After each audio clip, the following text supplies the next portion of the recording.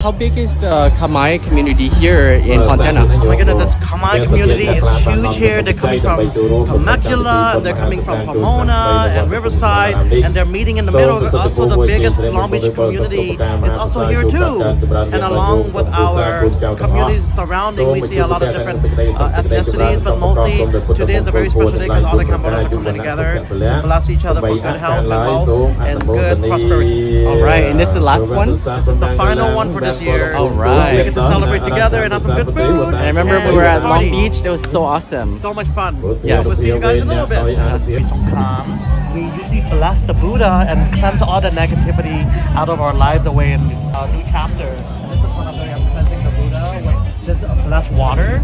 And this is why it is really nice to bless her hand and his leg.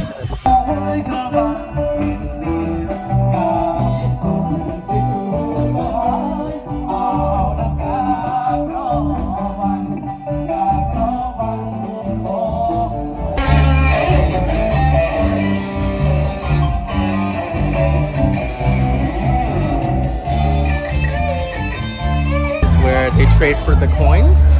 This is where they trade for the coins to get food. Yeah. A lot of donation to the temple. This is where they make the most money back for the temple, right? Yes.